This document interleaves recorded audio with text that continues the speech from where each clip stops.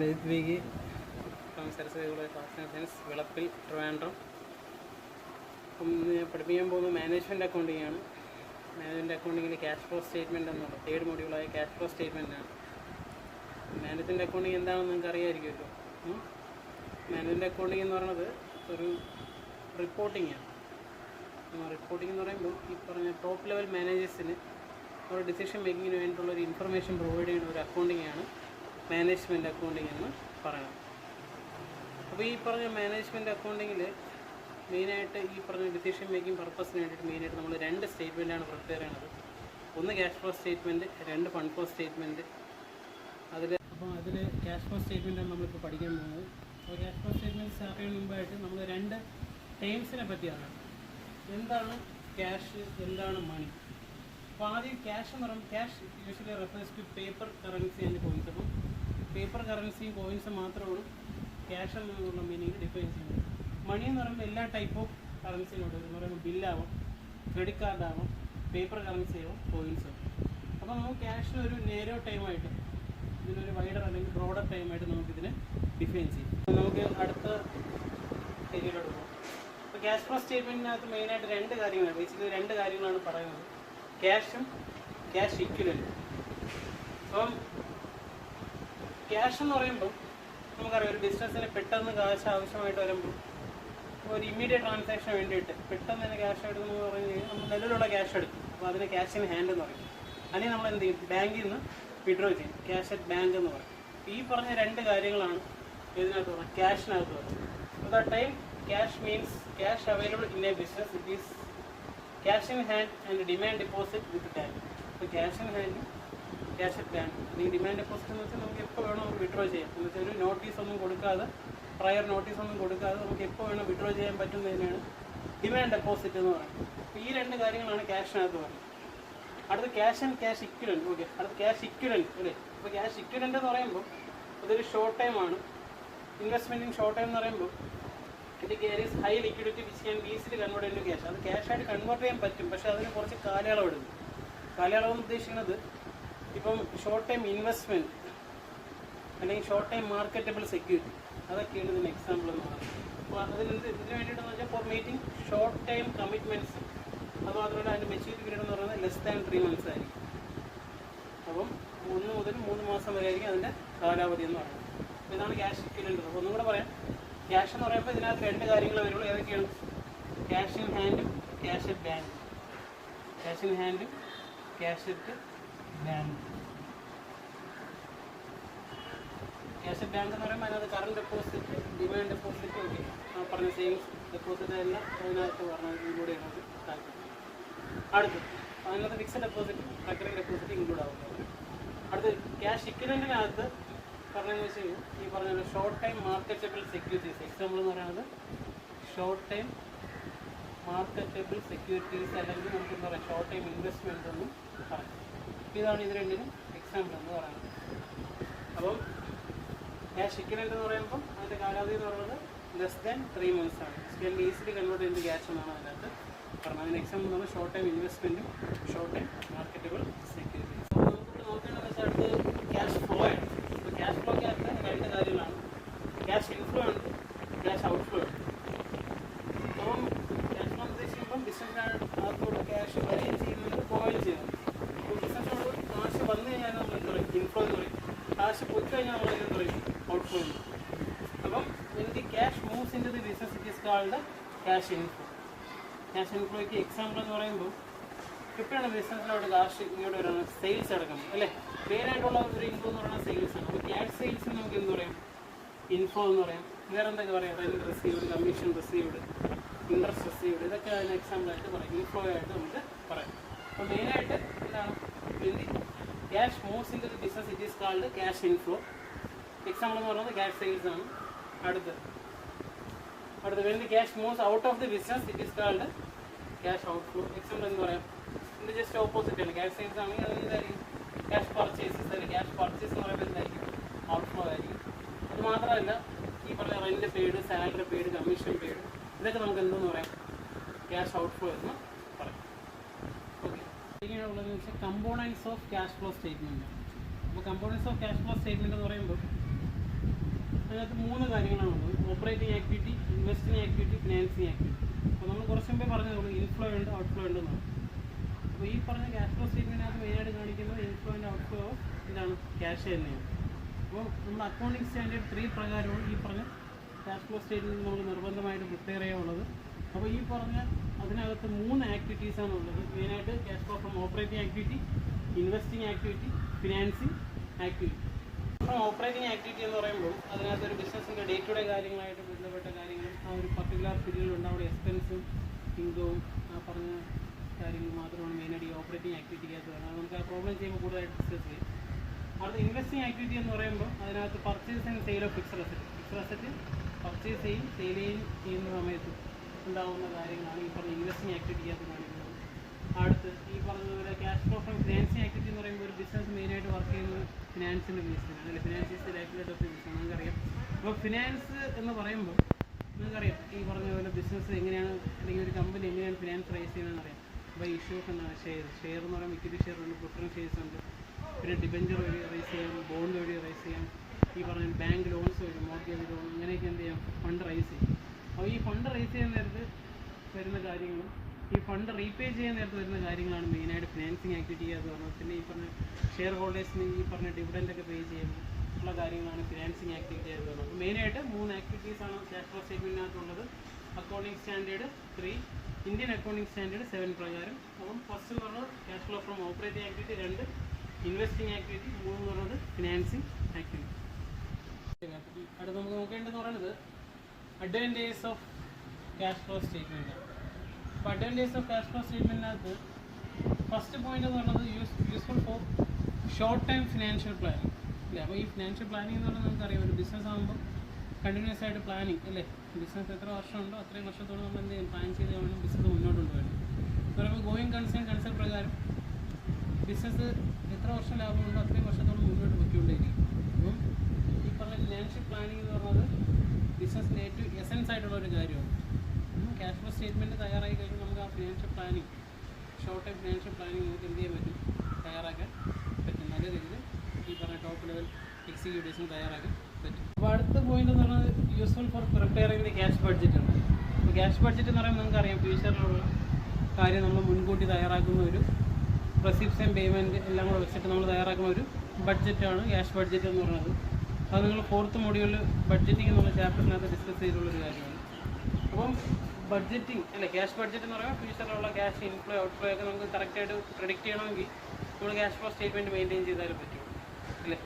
അപ്പോൾ അതാണ് useful for prepare ചെയ്ത് ക്യാഷ് ബഡ്ജറ്റ്. അടുത്ത് പറയുന്നത് study of the trend of cash inflow.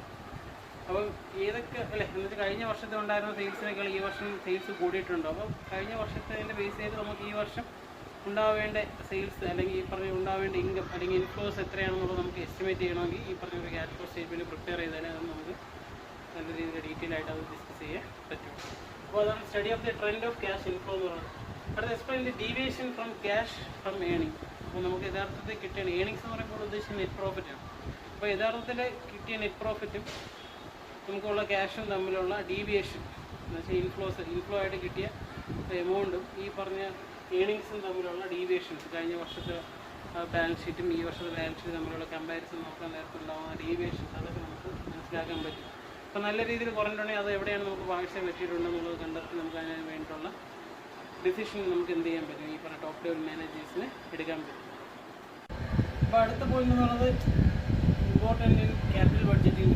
Capital budgeting എന്ന് പറയുമ്പോൾ നമുക്കറിയാം ഇത് നമ്മൾ ഫിക്സഡ് അസറ്റ് വാങ്ങണോ വേണ്ടേ എന്ന് എടുക്കുന്ന തീരുമാനത്തിലാണ് നമ്മൾ ഇൻവെസ്റ്റ്മെൻറ്റ് ഇൻ ഫിക്സഡ് അസറ്റ്സ്. അപ്പോൾ അത് വേണോ വേണ്ടേ എന്നുള്ളൊരു അല്ലെങ്കിൽ ഇവിടെ നമുക്ക് ഫണ്ട് റൈസ് ചെയ്യാൻ പറ്റും എന്നുള്ള തീരുമാനത്തിലാണ് ക്യാപിറ്റൽ ബഡ്ജറ്റിംഗ് എന്ന് പറയുന്നത്. അപ്പോൾ ഇതിന് വേണ്ടിയിട്ട് ഒരു സെപ്പറേറ്റ് ആക്ടിവിറ്റി തന്നെ നമ്മൾ ക്യാഷ് ഫ്ലോ സ്റ്റേറ്റ്മെൻറ്റിനകത്തുണ്ട്. അതാണ് cash flow from investing activity എന്ന് പറയുന്നത്. അടുത്ത് പറയുന്നത് വെച്ച് കഴിഞ്ഞാൽ important in taking dividend decision. Dividend decision എന്ന് പറയുമ്പോൾ ഒരു ബിസിനസ് ഉണ്ടാകുന്ന പ്രോഫിറ്റിൻ്റെ ഒരു വിധം ആർക്ക് കൊടുക്കുന്നത്, ഷെയർ ഹോൾഡേഴ്സ് ഡിസ്ട്രിബ്യൂട്ട് ചെയ്യണം. അപ്പോൾ ഷെയർ ഹോൾഡേഴ്സിന് ഡിവിഡൻഡ് ഡിക്ലെയർ ചെയ്ത് കഴിഞ്ഞാൽ അത് 30 ദിവസത്തിനകത്ത് നമ്മൾ തിരിച്ച് കൊടുത്തിരിക്കും. അപ്പോൾ അതിനെപ്പറ്റി പറഞ്ഞതാണ് ഈ പറഞ്ഞ ഡിവിഡൻഡ് ഡിസിഷൻ. ഈ പറഞ്ഞ ഡിവിഡൻഡ് ഡിസിഷൻ നമുക്ക് നന്നായിട്ട് എടുക്കാൻ പറ്റുമെങ്കിൽ ഈ പറഞ്ഞ ക്യാഷ് ഫ്ലോ സ്റ്റേറ്റ്മെൻറ്റ് പ്രിപ്പയർ ചെയ്താൽ പറ്റും. അപ്പോൾ അടുത്ത പോയിന്റ് എന്ന് പറയുന്നത് facilitate Inter frame and intra frame comparison ആണ്. അപ്പം Inter frame and intra frame comparison എന്ന് പറയുമ്പോൾ ഇന്റർഫേം എന്ന് പറയുന്നത് ഒരേപോലത്തെ രണ്ട് സ്ഥാപനങ്ങൾ തമ്മിൽ കമ്പയർ ചെയ്ത് കഴിഞ്ഞാൽ നമുക്ക് അതിനെന്ത് പറയാം? ഇന്റർഫേം കമ്പാരിസൺ എന്ന് പറയാം. ഒരു സ്ഥാപനത്തിനകത്തുള്ള രണ്ട് ഡിപ്പാർട്ട്മെന്റ് തമ്മിൽ കമ്പാരിസൺ നടത്തിയാൽ എന്ത് പറയും? ഇൻട്രാഫേം കമ്പാരിസൺ എന്ന് പറയും. അപ്പോൾ ഈ പറഞ്ഞ ഇൻട്രാഫേം കമ്പാരിസൺ നടത്തുന്നത് എന്തിനു വേണ്ടിയിട്ടെന്ന് പറഞ്ഞു കഴിഞ്ഞാൽ ബിസിനസ്സിലുള്ള ക്യാഷ് പൊസിഷൻ ഇപ്പം നല്ല രീതിയിലോട്ടാണോ പോകുന്നത്, അതോ അത് മോശമായിട്ടുള്ള അവസ്ഥയിലോട്ടാണ് പോകുന്നത് നമുക്ക് എന്ത് ചെയ്യാൻ പറ്റും? അറിയാൻ പറ്റും.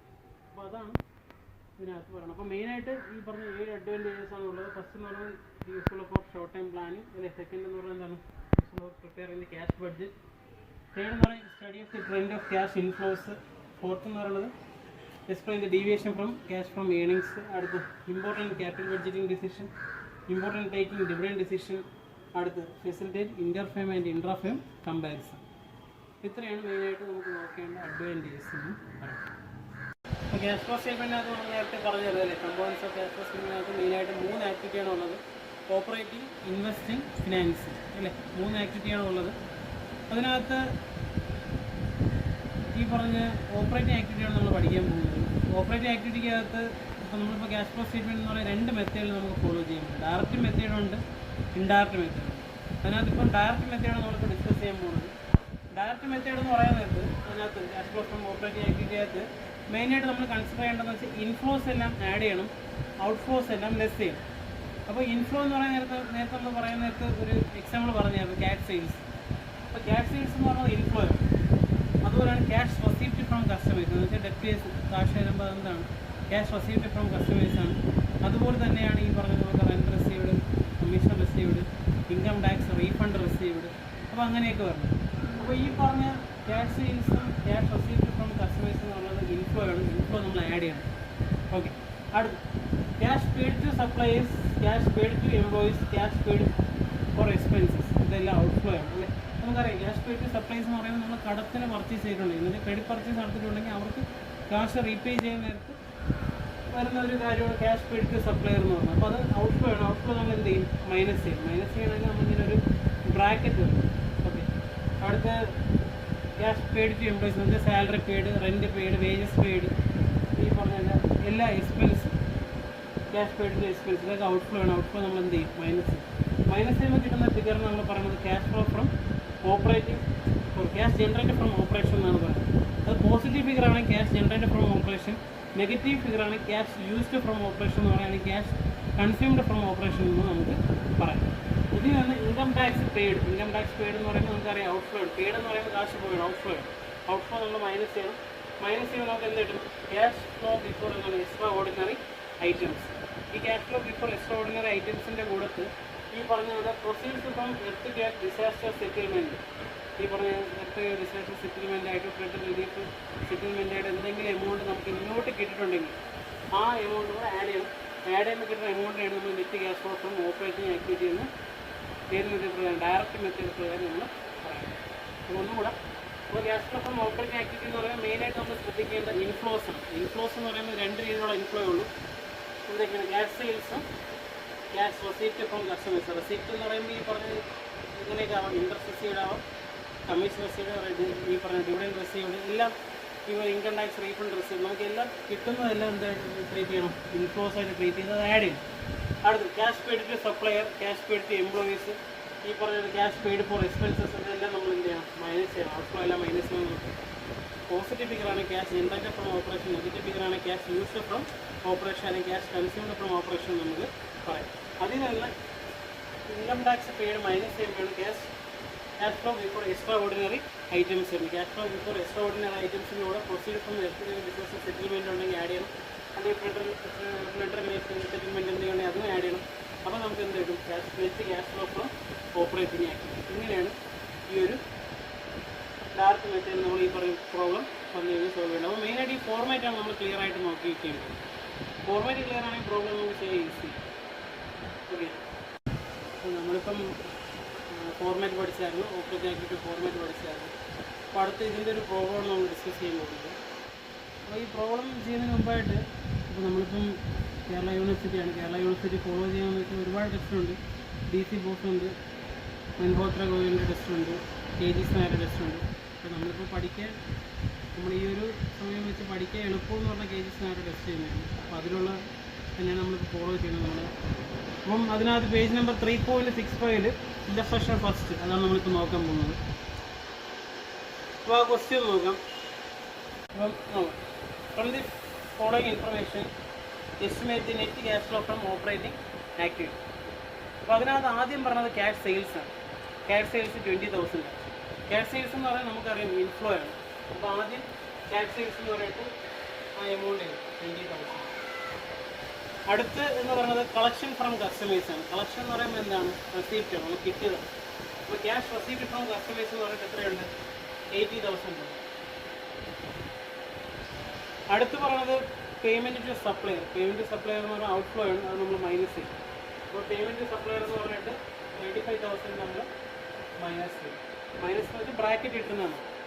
അടുത്ത് പേയ്മെൻറ്റ് ടു എംപ്ലോയീസ് 15,000. അപ്പോൾ പേയ്മെൻറ്റ് ടു എംപ്ലോയീസ് ഔട്ട്ഫ്ലോ ആണ്, അതും നമ്മൾ എന്ത് ചെയ്യണം? മൈനസ് ചെയ്യും. 15,000 മൈനസ് ചെയ്യും. അടുത്ത് ബിസിനസ് എക്സ്പെൻസസ് മെറ്റ്.